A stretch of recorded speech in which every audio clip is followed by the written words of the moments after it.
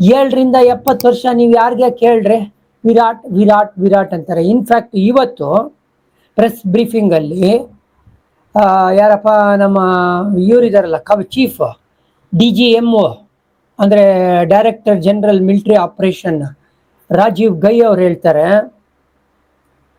ಅವರು ಯಾವ ಥರ ಅಟ್ಯಾಕ್ ಮಾಡಿದ್ರು ಇಂಡಿಯಾ ಅಂತ ಹೇಳಕ್ಕೆ ಒಂದು 1970 Australia versus England ashes series ಬಗ್ಗೆ ಆಶಸ್ ಟು ಆಶಸ್ ಅಂತ ಮಾತಾಡುವಾಗ ಅವಾಗ ಅವ್ರು ಹೇಳ್ತಾರೆ, ಕೋಇನ್ಸಿಡೆಂಟಲಿ ಇವತ್ತು ನನ್ನ ಫೇವ್ರೆಟ್ ಕ್ರಿಕೆಟರ್ ವಿರಾಟ್ ಕೊಹ್ಲಿ ಕೂಡ ರಿಟೈರ್ ಆಗಿದ್ದಾರೆ ಅಂತ ಕೂಡ ಅವ್ರು ಹೇಳ್ತಾರೆ. ಅಂದರೆ ಇವರು ಕಾಮನ್ ಮ್ಯಾನ್ ಇಂದ ಹಿಡಿದು ವರ್ಲ್ಡ್ ಅಲ್ಲಿ ಬೆಸ್ಟ್ ಕೂಡ ಇವರು ಫೇವ್ರೇಟ್ ಆಗಿರೋದು. ಇನ್ಫ್ಯಾಕ್ಟ್ ಇವರು ಕ್ರಿಕೆಟ್ಗೆನೆ one of the best and biggest brand ambassador ಅಂತ ನಂಗೆ ಅನಿಸ್ತದೆ. ಕಾರಣ ಏನು ಗೊತ್ತಾ, ಇವ್ರದ್ದು 272 ಮಿಲಿಯನ್ ಫಾಲೋಯರ್ಸ್ ಇನ್ಸ್ಟಾಲ್ ನೋಡ್ಬಿಟ್ಟು ಶಾಕ್ ಆಗ್ಬಿಟ್ಟು ಒಲಿಂಪಿಕ್ ಕಮಿಟಿ ಅವರು ಲಾಸ್ಟ್ ಟೈಮ್ ಡಿಸೈಡ್ ಮಾಡಿದ್ರು, ಅಣ್ಣ ಕ್ರಿಕೆಟ್ನ ಕೂಡ ನಾವು ಇನ್ಕ್ಲೂಡ್ ಮಾಡೋಣ ಆಸ್ ಎ ಒಲಿಂಪಿಕ್ ಸ್ಪೋರ್ಟ್ ಅಂತ.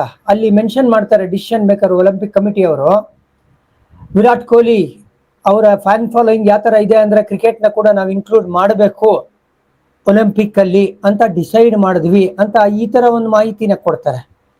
ಇಡೀ ಏಷ್ಯಾಲೆ 272 ಮಿಲಿಯನ್ ಫಾಲೋಯರ್ಸು ಇನ್ಸ್ಟಾಲಿ ಯಾರಿಗೂ ಇಲ್ವಂತೆ. ಆಮೇಲೆ ನೀವು ಟೈಮ್ಸ್ ಮ್ಯಾಗಝೀನ್ ಅಂತ ತಗೊಂಡಾಗ top 100 influential sports persons in the world ಯಾರು ಅಂದರೆ ಟಾಪಲ್ಲಿ ಬರ್ತಾರೆ ವಿರಾಟ್ ಕೊಹ್ಲಿ. ಆ ಥರ ಒಂದು ಇಂಪ್ಯಾಕ್ಟ್ ಮಾಡಿದ್ದು.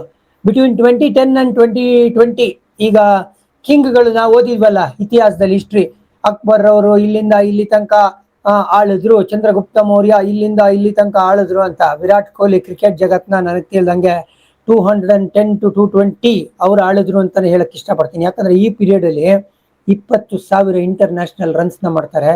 ಯಾವುದೇ ಒಬ್ಬ ಇಂಡಿಯನ್ ಪ್ಲೇಯರ್ ಜಗತ್ತಲ್ಲಿ ಈ ಒಂದು ಸಾಧನೆ ಮಾಡಿಲ್ಲ. ಅದಕ್ಕೋಸ್ಕರ ICC ಅವರು ಇವ್ರಿಗೆ ಪ್ಲೇಯರ್ ಆಫ್ ದಿ ಡೆಕೇಡ್ ಅಂತ ಕೂಡ ಒಂದು ಅವಾರ್ಡ್ನ ಕೊಡ್ತಾರೆ.